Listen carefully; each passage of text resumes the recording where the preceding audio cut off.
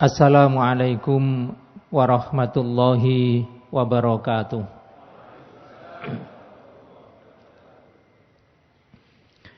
Alhamdulillahi rabbil alamin, wal aqibatu lil muttaqin, wala udwana illa 'alal zalimin. Asyhadu an la ilaha illallah wahdahu la syarikalah, wa asyhadu anna Muhammadan abduhu wa rasuluh. Allahumma salli wa sallim wa barik ala hadzal nabiyil karim, nabiyyina Muhammadin wa ala alihi wa ashabihi ajmain. Amma ba'du, yang sama-sama kita hormati Ketua Yayasan dan Takmir Masjid Namira beserta keluarga, para jamaah, Bapak Ibu, dan juga para mahasiswa, para hafidh, hadirin semuanya, mudah-mudahan kita dirahmati oleh Allah Subhanahu wa ta'ala.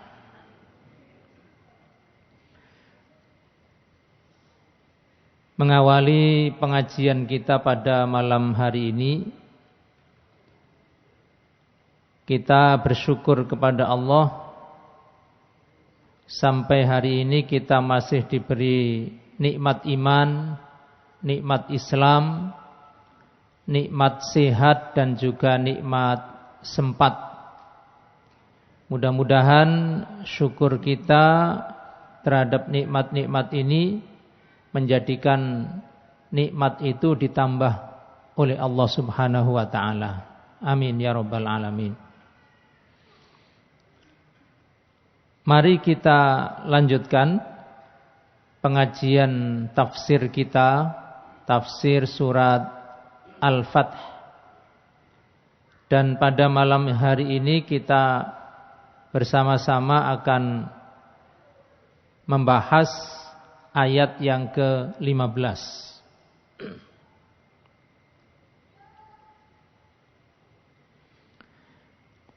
A'udzu billahi minasyaitonir rajim. Sayaqulul mukhallafuna idzan talaqtum ila maghanima litakhuduha dzaruna nattabi'akum. Yuriduna ayyubaddilu kalamallah. Qul lan tattabi'una. Kadzalikum qala Allahu min qabl fasayaquluna bal tahsudunana bal kanu la yafqahuna illa qalila. Shadaqallahul azim.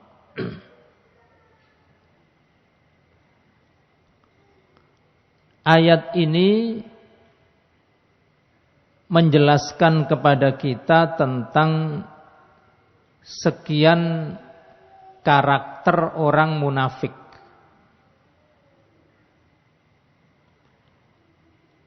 Di antaranya adalah cara mereka memandang dunia ini sebagai apa. Yang cara memandang dunia itu melahirkan sifat berikutnya yang jauh lebih buruk lagi.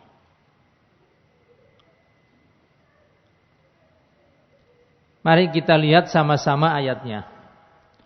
Sayaqulul mukhallafuna. Orang-orang yang tidak ikut peperangan itu akan mengatakan, idzan talaqtum ila maghanima, ketika perang sudah selesai dan umat Islam menang, kemudian mereka mengumpulkan rampasan perang, litakhuduha, orang-orang munafik yang tidak ikut perang tadi itu minta jatah. Padahal dia tidak ikut perang. Diajak perang tidak mau, begitu menang ikut.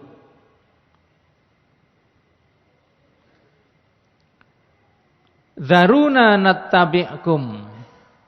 Biarlah kami mengikuti kalian.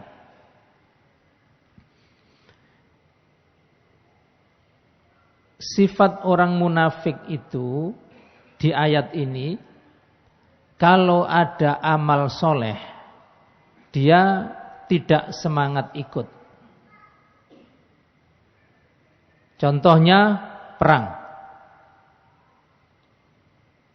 Kalau sebelum perang, mereka itu ikut menyemangati, ayo berangkat, ayo berjuang, mati di perang ini, mati syahid. Tapi ketika tentara sudah berangkat, dia pulang. Nah, itu munafik. Bukan motivator, bukan. Provokator kalau ini. Jadi ketika ada amal-amal soleh yang menyuruh kita berangkat, orang munafik itu tidak ikut. Salat jamaah. Nabi memberikan salah satu tanda orang munafik itu kalau tidak kelihatan di masjid isya dan subuh. Munafik itu. Hati-hati. Ini semuanya mudah-mudahan tidak ada di antara kita yang munafik. Karena isya di sini kelihatan. Isya tidak kelihatan, subuh tidak kelihatan, itu salah satu tanda orang munafik. Begitu juga kalau disuruh infak.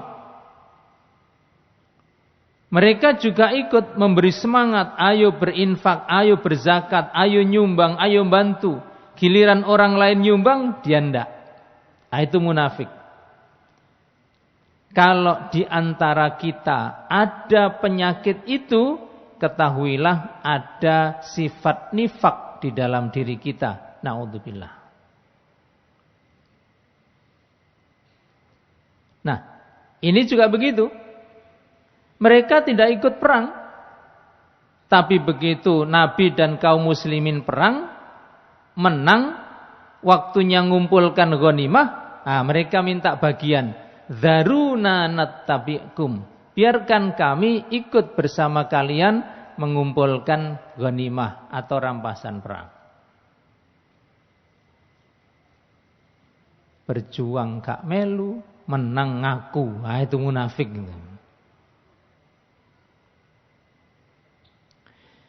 Yuriduna ayyubaddilu kalam Allah. Mereka ingin mengubah apa yang sudah dijanjikan oleh Allah. Apa? Ya, ghanimah bagi yang ikut perang. Yang tidak ikut perang ya tidak, enggak dapat. Kemenangan bagi yang berjuang. Yang tidak ikut berjuang, yang tidak ikut menerima kemenangan. Itu janji Allah. Nah, kepada mereka Nabi disuruh menjawab, qul, katakan, lan tattabi'una, kalian tidak akan ikut kami. Tidak boleh. Tidak ada jatah untuk kalian. Kadzalikum qalallahu min qabl, itu yang sudah ditetapkan oleh Allah sebelumnya. Fasayaquluna bal tahsudunana. Tapi mereka mensikapi ketika tidak boleh, tidak diizinkan ikut menghimpun ghanimah. Nah, mereka mengatakan bal tahsudunana. Sebenarnya kalian ini iri dengan kami. Nanti kita bahas sifat hasad ini. Bal kanu la yafqahuna illa qalila. Justru sesungguhnya mereka itu hanya mengerti yang sifatnya sedikit sekali. Para jamaah, ini terjemahan ringkas dari surat Al-Fath ayat 15. Mari kita bahas dua hal penting dari ayat ini.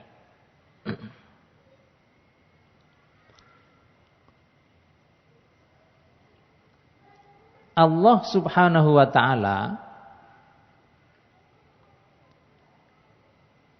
menciptakan kita ini untuk beribadah. Wa ma khalaqtul jinna wal insa illa liya'budun. Untuk bisa beribadah, Allah kasih sarananya. Salat butuh suci, Allah kasih air. Allah nyuruh kita dengan satu kewajiban, Allah cukupi apa yang dibutuhkan ketika kita melakukan kewajiban itu. Nah, itulah yang diberikan oleh Allah untuk menjadi sarana kita beribadah kepadanya, itu namanya dunia. Kita lihat ayat ini. Wabtaghi, dan carilah, fima atakallah, di dalam apa yang Allah berikan kepadamu, ad-darul akhirah, bahagia di akhirat. Jadi tujuan utama kita itu adalah bahagia di akhirat. Fokus pada tujuan. Cuma untuk bahagia di akhirat itu butuh sarana. Maka Allah katakan, wala tansa nasibaka minad dunya. Jangan lupakan, kamu juga punya bagian untuk bahagia di dunia. Tujuan utama bahagia di akhirat, tapi juga kamu punya hak untuk bahagia di dunia. Di sini Allah sedang mengajarkan kepada kita memandang dunia dan akhirat itu tidak 50-50. Tidak sama persis. Kejar akhirat, tapi jangan lupa dunia. Berarti lebih berat mananya? Akhiratnya. Tidak sama. Kejarlah akhirat, kejarlah dunia. Enggak. Tidak juga apalagi kejarlah dunia, tapi asal jangan lupa akhirat. Kualik. Jadi fokus kepada akhirat, dunia jangan dilupakan. Wa ahsin, berbuat baiklah. Kama ahsanallahu ilaik, sebagaimana Allah sudah berbuat baik kepada kamu. Wala tabghil fasada fil ard, jangan membuat kerusakan di muka bumi. Innallaha la yuhibbul mufsidin, sesungguhnya Allah tidak suka kepada orang-orang yang membuat kerusakan. Jadi saya ingin mengingatkan melalui ayat ini, bahagia di akhirat adalah tujuan, dan dunia adalah sarana untuk mencapainya. Karena itu ada sebagian ulama mengatakan hadis tapi tidak sahih, ad-dunya mazra'atul akhirah. Dunia ini ladang tempat untuk menanam, nanti panennya di akhirat. Tapi jangan dipanen di akhirat semua. Di dunia ini boleh dipanen juga, asal tidak dihabiskan di dunia. Itu yang penting. Karena panen yang utama itu nanti di akhirat. Diicipi boleh di dunia. Jadi kalau kita diberi oleh Allah nikmat di dunia, maka yang ada di benak kita adalah bagaimana dengan nikmat dunia ini saya bisa mendapatkan kebahagiaan akhirat. Bukan semuanya dinikmati di dunia. Contoh, kita diberi oleh Allah harta. Yang harus ada di dalam pikiran kita adalah bagaimana dengan harta ini saya bisa bahagia di akhirat. Meskipun harta itu boleh dinikmati sebagian kecilnya di sini. Jangan dinikmati semua, nanti akhirat kita tidak dapat.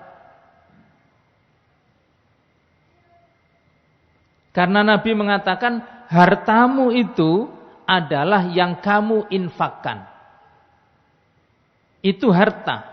Karena apa? Harta yang kita makan di dunia, jadinya apa? Kotoran. Harta yang tidak sempat kita makan di dunia, jadinya apa? Harta warisan milik orang lain. Nah terus kita dapat apa? Yang sesungguhnya milik kita adalah yang pernah kita zakatkan, pernah kita infakkan, pernah kita pakai untuk agama ini, yaitu nanti yang akan menjadi harta kita yang sesungguhnya dan kita ambil kembali di surga.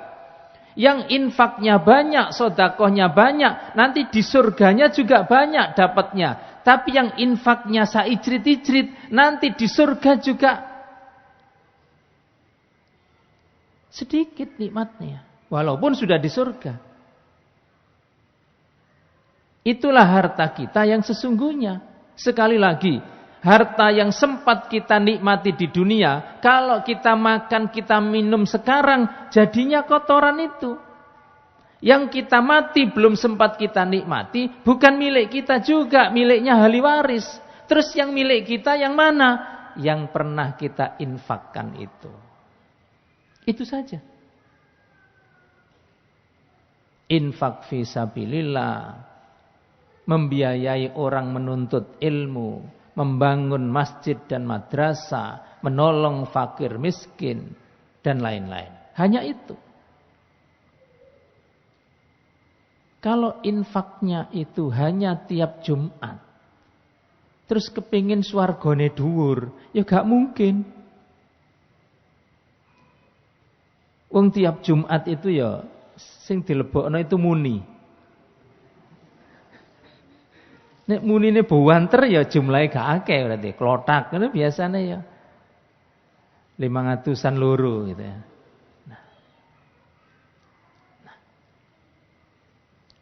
Itulah dunia.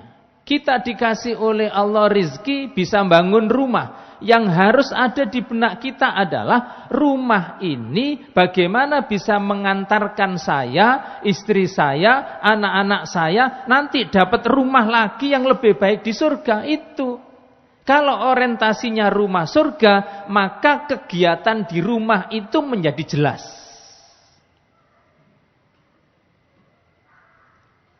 Selain dipakai untuk kehidupan berumah tangga dengan suami, istri, anak dan seterusnya, dipakai ngaji, dipakai sholat sunnah, dipakai majelis taklim, dipakai kegiatan-kegiatan yang bermanfaat bagi masyarakat. Sehingga benar-benar rumah ini sarana dan surga itu tujuan. Begitu. Semua yang kita miliki harus diperbaiki orientasinya. Ini untuk akhirat. Sepeda motor yang kita miliki. Bagaimana dengan sepeda motor ini saya bisa masuk surga? Lebih sering mana? Parkir di warung apa parkir di halaman masjid?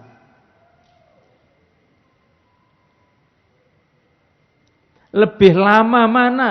Parkir sholat di halaman musola atau parkir di warkop? Kalau sholat kan 5 menit ditambah 5 menit 10 menit. Kalau di warkop kopi 3.000 lungguhe 3 jam. Sakno sing duwe warung gitu. 5.000 suwengi.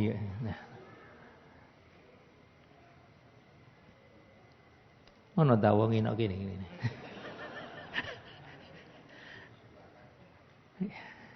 Ini. Jadi cara pandang kita terhadap dunia itu harus jelas. Semua yang kita miliki harus menjadi jalan kita menuju surga. Walaupun sepeda motor boleh kita pakai di sini, rumah boleh kita tempati di sini, tapi yang sesungguhnya kita inginkan adalah surga itu. Makanya istrinya Fir'aun, Asiyah itu yang diinginkan, dia kan sudah hidup di dunia ini, tinggal di istana. Suaminya juga raja, semua kebutuhan hidup terpenuhi. Kurang apa Asiyah itu? Tapi apa doanya? Rabbi bnili indaka baitan fil jannah. Jadi apa menariknya istana kalau tidak ada iman? Apa menariknya rumah kalau suaminya tidak beriman? Lebih menarik rumah di surga. Rabbi bnili, ya Allah bangunkan untukku indaka di sisimu baitan fil jannah, rumah di surga. Jadi sekali lagi, cara pandang kita kepada materi itu adalah cara pandang akhirat. Meskipun sekali lagi boleh dinikmati sebagiannya di dunia, boleh. Punya apa saja. Punya rumah, punya kendaraan, punya uang, punya jabatan.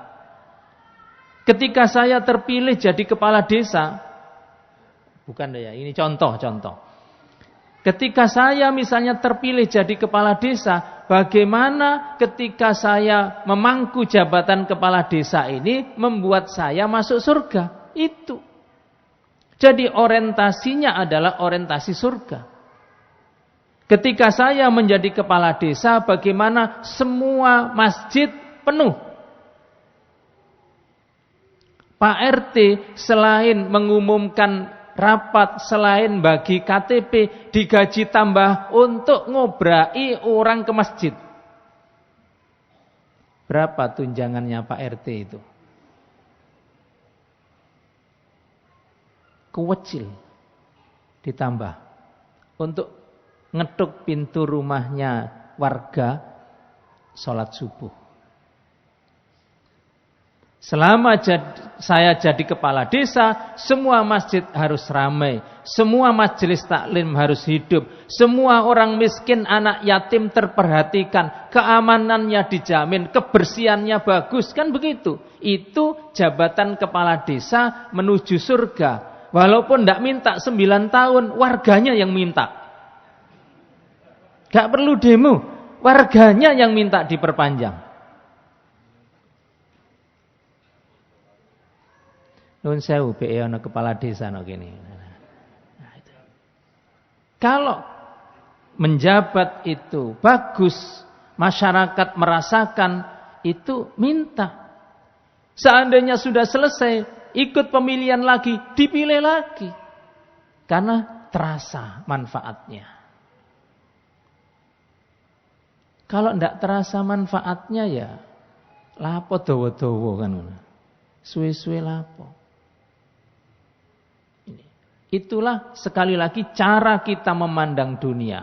Apa yang diberikan oleh Allah sekarang kita pakai sebagai sarana untuk mencapai tujuan utama, yaitu kebahagiaan di surga nanti.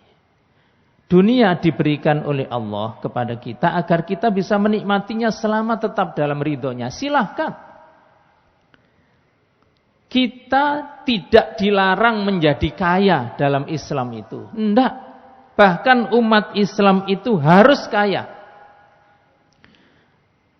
Al-asyaratul mubasysyaruna bil jannah.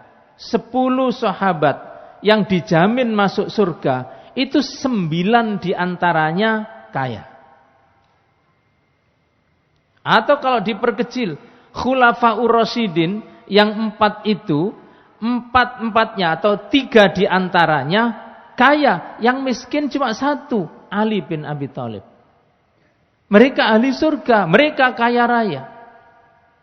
Utsman bin Affan saking kayanya, ketika perang Tabuk akan dilaksanakan, nyumbang 70 ekor unta lengkap dengan muatannya. 1 ekor unta itu muatannya diperkirakan 500 kilo. 500 kilo bukan uya, bukan tidak berharga. Kalau perdagangan dulu kan ekspor impor antara Mekah, kemudian Syam, kemudian ke Yaman, itu ini kain, emas, perhiasan dan seterusnya. Itu 500 kilo satu unta, kalikan 70. Dikasihkan sak unta-untoi pisan. Apakah setelah itu Utsman bin Affan kemudian bangkrut? Tidak. Apakah jatuh miskin? Tidak. Semakin hari, semakin tahun, semakin kaya. Umar bin Khattab lebih kaya dari Utsman. Karena selain Umar itu pedagang, juga punya perkebunan yang luas di kota Madinah. Ketika ada himbauan infak untuk perang Tabuk, Umar bin Khattab pulang, seluruh kekayaannya ditaksir, kemudian diparuh, dibelah jadi dua. Ya Rasulullah, ji'tuka binisfi mali. Aku datang kepadamu menyerahkan separuh kekayaanku. Separuh kekayaannya konglomerat tuh besar. Masjid Namira ini belum ada apa-apanya, ini belum separuh. Dereng separuh. Belum, masih lebih banyak lagi. Abu Bakar radhiyallahu anhu itu lebih kaya dari Utsman, lebih kaya dari Umar. Dan Abu Bakar tuh sugih kayak cilik, kayak jahiliyah itu sudah kaya. Dia pulang, seluruh kekayaannya ditotal, kemudian disampaikan kepada Nabi, ya Rasulullah, ji'tuka bikulli mali. Aku datang kepadamu menyerahkan seluruh kekayaanku. Apakah setelah itu kemudian keluarganya Abu Bakar kurang gizi? Tidak. Abu Bakar itu kaya raya, begitu jadi khalifah langsung jatuh miskin. Awalnya kaya, begitu dibaiat jadi khalifah langsung jatuh miskin. Wali ane saiki. Ya begitulah, kebalikannya lah. Sampai karena Abu Bakar ketika menjadi khalifah, bisnisnya tidak lagi terurus karena seluruh waktunya itu untuk kemaslahatan umat. Sampai dia datang ketika menjadi khalifah, menjadi Amirul Mukminin, saya datang kepada Ali. Ali waktu itu jadi bendaharanya. Bendaharai miskin malah. Jadi bendaharanya Ali. Apakah tidak ada jatah makan untuk kami, untuk saya? Ini loh presidennya. Apakah tidak ada jatah makan buat kita-kita dan keluarga? Karena tidak sempat ngurusi sudah. Kata Ali, apakah terus oke, siap tanda tangan? Tidak. Kata Ali kepada Abu Bakar, nanzur. Sampean pulang dulu, kita rapatkan dulu, nanti hasilnya tak sampaikan. Ini yang ngomong tuh khalifah. Begitu rapat sudah, kemudian Ali sowan kepada Abu Bakar, mempertimbangkan proposal yang tadi diajukan dan lain-lain dan sebagainya. Kata Ali, lakal ghoda wal asya. Sampeyan dapat jatah makan siang dan makan malam. Lah kok gak makan pagi pisan? Lah kan durung kerja. Itu loh ahli surga. Islam tidak melarang umatnya untuk kerja, tidak. Islam tidak melarang umatnya untuk mengumpulkan harta, tidak. Bahkan Islam tidak melarang umatnya untuk menjadi kaya raya. Karena semakin kaya umat, semakin makmur agama ini. Kalau tidak ada orang kaya, selain Allah subhanahu wa ta'ala yang maha kaya, Masjid Namira ini tidak ada. Ba'dallah. Kalau tidak ada orang kaya setelah Allah, Masjid Kiai Haji Ahmad Dahlan di Bunder Gresik itu tidak ada. Itulah berkahnya orang kaya.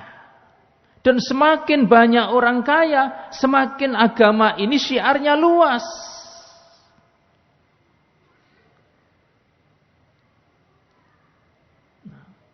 Tapi jangan sampai orientasinya pokoknya suge ya. Beda lagi nanti urusannya.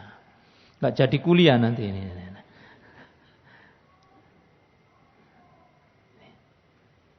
Boleh kita nikmati. Tapi jangan suudzon kepada orang kaya.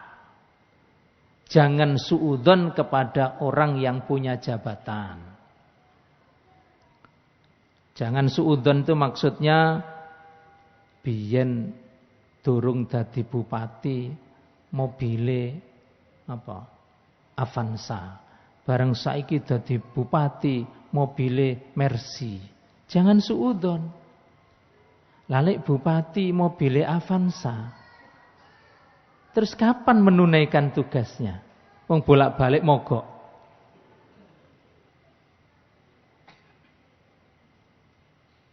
Semua boleh menikmati sesuai dengan kebutuhannya. Tidak menggunakan dunia untuk kerusakan.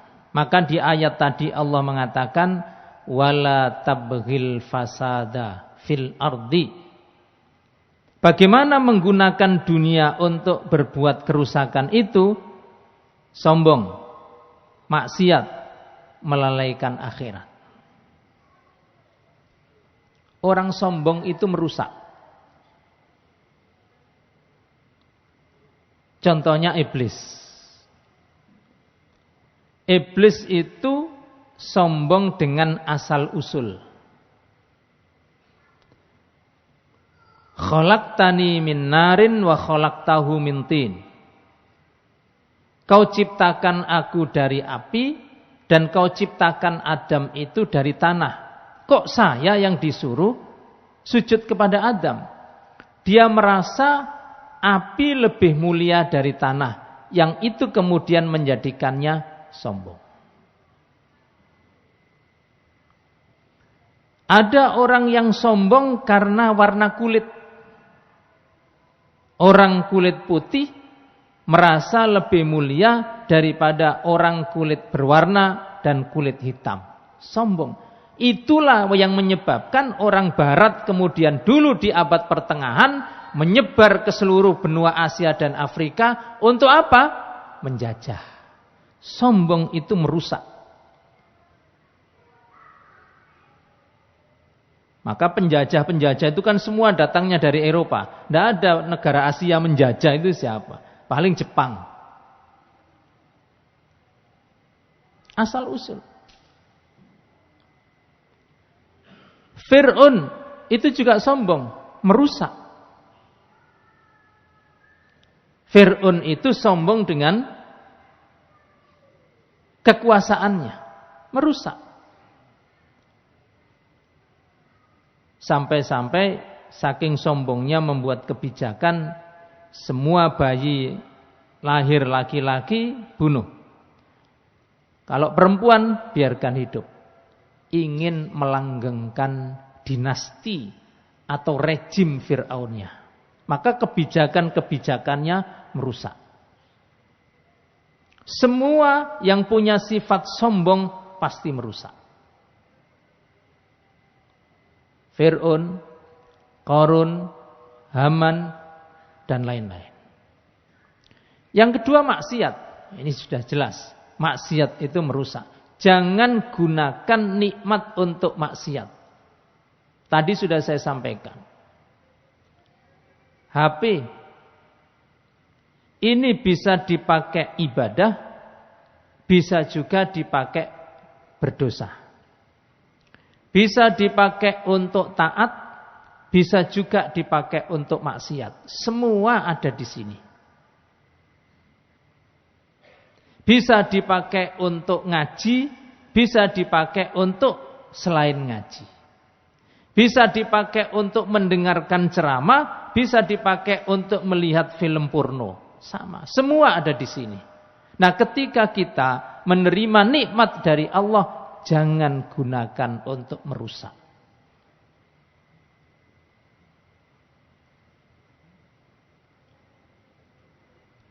Anak TK minta HP, kira-kira lebih banyak maksiatnya atau manfaatnya? Anak SD main HP, kira-kira lebih banyak manfaatnya apa madharotnya? Di situ kelihatan. Orang tua pada mengeluh, anakku kecanduan HP, anakku kecanduan YouTube, anakku kecanduan game. Lah sing nukokno HP sapa? Sing nukokno paketane sapa?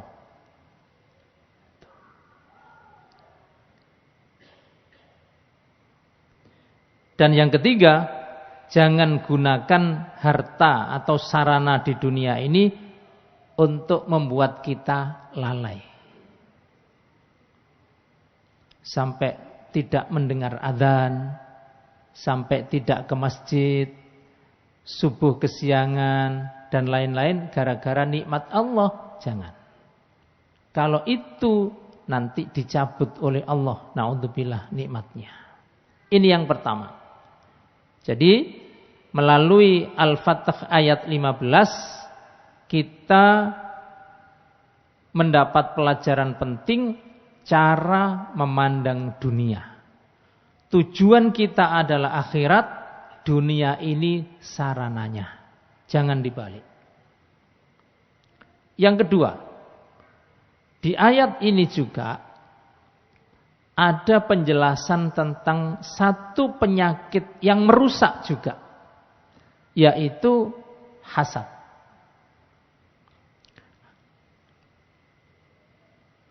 Apa bahasa kitanya ya? Iri, dengki, dan sejenisnya itu.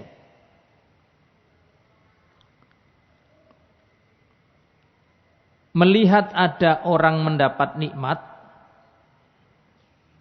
dengan perasaan tidak suka. Lalu ditambah dengan bagaimana supaya nikmat yang diberikan Allah kepada orang lain itu pindah kepada dia. Itu iri. Iri ini merusak. Orang yang punya sepeda motor tidurnya nyenyak, tetangga yang iri gak iso turu. Merusak dirinya. Makanya Nabi mengatakan di hadis ini, iyyakum wal hasada. Jauhi sifat hasad. Fa innal hasad, karena sesungguhnya sifat iri dengki itu yakulul hasanat, bisa menghabisi pahala yang sudah kita dapatkan. Sebanyak apapun pahala yang pernah kita kumpulkan, tapi kalau di dalam hati kita ada sifat hasad, habis. Kama takulun narul hatoba, seperti api yang bisa melahap habis kayu yang kering. Au qala al-ushba, atau rumput liar yang kering, ilalang, habis semuanya. Ini penyakit berbahaya. Iblis itu ketika di surga sombong penyakitnya. Tapi ketika sudah diusir dari surga, penyakitnya tambah, hasad. Maka di dalam surat Al-A'raf, fabima aghwaitani, karena engkau telah memvonis aku untuk masuk neraka, sedangkan Adam tidak, maka aku akan jerumuskan mereka supaya masuk neraka. Iri. Orang iri itu melihat kebaikan kepada orang yang ada pada orang dengan perasaan benci. Adam makhluk baik, dia makhluk jelek. Kenapa harus membenci makhluk baik? Lalu menjerumuskan makhluk yang baik itu ke dalam neraka seperti dirinya. Itulah iri. Rusak. Nah. Maka kita oleh Nabi disuruh menjauhi, jangan sampai di dalam diri kita ada penyakit yang namanya hasad. Bahaya itu. Nah, tapi ada hasad itu yang positif. Yang lebih tepatnya di dalam bahasa Arab disebut ghibtah. La hasada, tidak boleh iri illa fitnatain, kecuali dalam dua hal. Kalau tidak dalam dua hal ini, maka merusak tadi. Ada sahabat namanya Abdurrahman bin Auf radhiyallahu an. Muda, ganteng, kulitnya putih, kaya. Abdurrahman bin Auf. Suatu ketika Abdurrahman bin Auf ini rombongan dengan para sahabat diutus oleh Nabi bepergian, lalu istirahat di kemah. Beberapa waktu tinggal di kemah, tentu bikin tempat mandi sementara. Dipakai kebutuhan qadaul hajah, itu memakai. Karena ini laki-laki semuanya, maka penutup tabirnya itu hanya sebatas di atas dada. Ya tidak apa-apa, laki-laki semuanya. Sahabat-sahabat ngantri. Giliran Abdurrahman bin Auf masuk. Yang lain ngantri di luarnya, kayak kemah biyen lah, ngantri. Ada sahabat yang antriannya dekat dengan Abdurrahman itu melihat Abdurrahman melepas baju atasnya. Dan melihat putih kulitnya Abdurrahman. Dia kagum itu. Lalu di dalam hatinya ada perasaan iri. Aku kok ireng ini. Tidak usah begitu ya, tidak usah. Nah itu kok putih. Aku kok pesek. Nah itu kok bangir. Jadi banding-banding ke.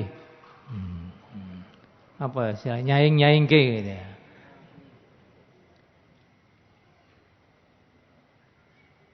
Nah, setelah itu berjalan biasa. Nah, akhirnya malam itu Abdurrahman bin Auf sakit demam, sangat panas sekali. Sahabat-sahabat yang ada tidak tahu sebabnya. Ini sakit apa? Kok panas tanpa sebab panas? Lalu dalam singkat ceritanya, ketika ditanyakan kepada Rasulullah, Rasulullah tidak menjawab, tapi minta cerita kronologinya seperti apa. Iki piye sadurunge iki lapo kok ngene iki piye?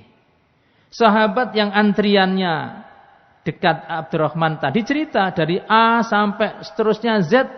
Nah, ini sebabnya. Halla baraktahu. Jadi ketika kita mengagumi ciptaan Allah, kehebatan ciptaan Allah, orang sukses, orang hebat, orang pinter, jangan hanya Masya Allah. Karena kata-kata Masya Allah itu bisa melahirkan, bukan kalimatnya, hati yang selalu mengagumi orang lain dengan hanya Masya Allah, bisa jadi itu melahirkan penyakit hasad. Memang itu pujian kepada Allah, tapi di dalam hatinya itu melahirkan penyakit hasad. Maka kata Nabi, halla baraktahu, meneh-maneh iku selain Masya Allah, tabarakallah. Sehingga hasad tadi tidak menjalar menjadi penyakit. Karena kekaguman kita kepada dia itu karena berkah dari Allah Subhanahu wa ta'ala. Maka dari situlah muncul Masya Allah, tabarakallah. Sampai di icon WA kan sudah muncul itu Masya Allah, tabarakallah. Nah, Yang masuk surga HP-nya. Nah, orangnya gak ngomong apa-apa, cuma nanti klik ngene tok.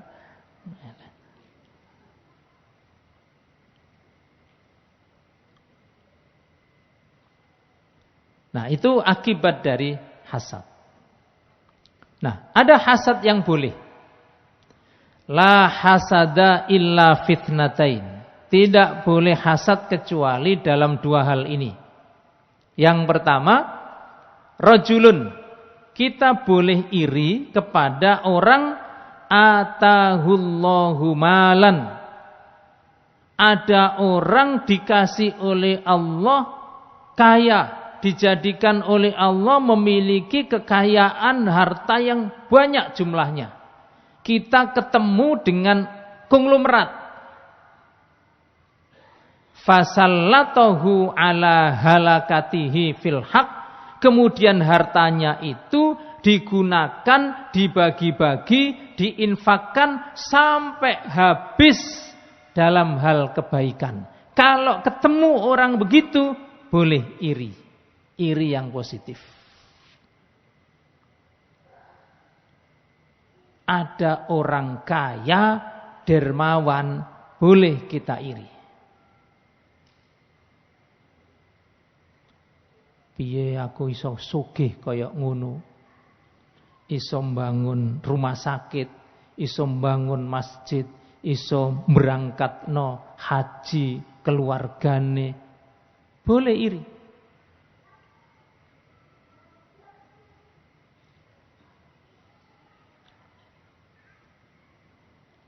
Beda dengan menene aku sugih, aku tak gawe musala.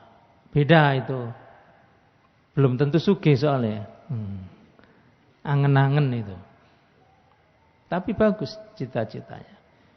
Yang kedua, wa akharu atahullahu hikmatan fahuwa yaqdi biha wa yu'allimuha. Kalau kita ketemu orang yang dikasih oleh Allah ilmu, hikmah di sini maknanya ilmu, terus ilmunya itu dipakai. Bagaimana kita tahu kalau orang itu ilmunya dipakai? Ya kehidupan sehari-harinya nampak dia itu orang punya ilmu agama. Dia belajar agama, cara ngomongnya juga taat beragama. Dia belajar agama, cara berkomunikasi, interaksi dengan orang lain juga punya adab. Berarti ilmunya dipakai. Dia belajar agama, cara berpakaian, cara makan, cara tidur, cara melakukan aktivitas bisnisnya, politiknya, seninya, itu kelihatan dia sebagai seorang yang beragama, berarti ilmunya dipakai. Dan yang kedua, wa yu'allimuha. Ilmunya selain dipakai juga diajarkan kepada orang lain. Selain diterapkan dalam dirinya, juga dimasyarakatkan, disampaikan kepada masyarakatnya melalui forum apa saja. Kalau dia ngisi pengajian, ada ilmunya. Kalau dia ceramah, ada ilmunya. Dia punya akun IG, ada ilmunya. Dia punya Facebook, ada ilmunya. Kan itu semuanya sarana untuk menyebarkan ilmu. Dia punya podcast, ada ilmunya. Dia punya channel YouTube, ada ilmunya. Karena tidak semua akun-akun medsos itu punya ilmu. Tidak semua. Nah, kalau kita ketemu yang seperti itu, boleh kita iri, kepingin menjadi orang seperti itu. Satu, ketemu orang kaya yang dermawan, tidak apa-apa. Belajar dari beliau. Ketemu orang pinter, akhlaknya baik, nyampaikannya juga kepada orang lain, tidak apa-apa. Kita belajar dari situ.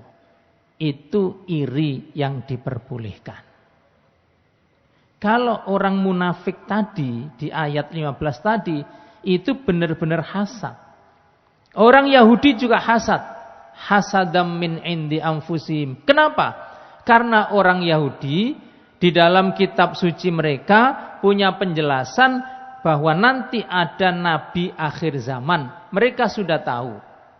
Tapi karena dia punya penyakit di dalam hatinya, mereka ingin mudah-mudahan nabi akhir zaman itu dari keturunan Ishak, dari keturunan Yakub, dari Bani Israel. Karena mereka Yahudi itu bangsa yang sangat-sangat fanatis kepada etnisnya sendiri. Bahkan bukan hanya etnis, silsilahnya orang Yahudi itu. Akhirnya mereka berbondong-bondong ke Jazirah Arab, ada sebagian di Mekah, ada sebagian kecil di Madinah, untuk menunggu nabi akhir zaman itu dari keturunan siapa. Tetapi begitu diketahui bahwa Muhammad sallallahu alaihi wasallam itu dari garis keturunannya Ismail, mereka tidak mau beriman. Kenapa? Apakah tidak mengakui Muhammad orang baik-baik? Hasadam min indi anfusihim. Hanya karena iri saja. Tidak ingin keturunannya Ismail itu ada orang baik. Maunya keturunannya Yakub saja. Na'udzubillahi min dzalik. Iri, dengki, merusak. Merusak pahala, merusak diri kita, merusak tatanan masyarakat, merusak umat, dan merusak segalanya. Karena itu pesan Nabi tadi, iyyakum wal hasad. Jauhi sifat iri dan dengki ini. Jadi ma'asyiral muslimin, ada dua pelajaran dari ayat 15 ini. Yang pertama, akhirat adalah tujuan. Dunia ini kita gunakan untuk mencapai tujuan. Dunia ini bukan tujuan, ini hanya sarana. Yang kedua, jauhi sifat hasad dalam arti yang negatif, karena sifat hasad itu merusak segalanya. Dan juga ada hadis lain, hasad itu boleh dalam arti positif kepada dua orang. Orang kaya yang dermawan boleh kita iri, kepingin seperti dia. Dan juga ada orang berilmu yang ilmunya manfaat buat dia dan masyarakat. Kita boleh iri dalam arti kepingin sebaik seperti dia. Demikian yang bisa saya sampaikan. Mudah-mudahan bermanfaat buat saya dan kita semuanya. Amin ya rabbal alamin. Kurang lebihnya mohon maaf. Aqulu qauli hadza wa astaghfirullah. Wassalamualaikum warahmatullahi wabarakatuh.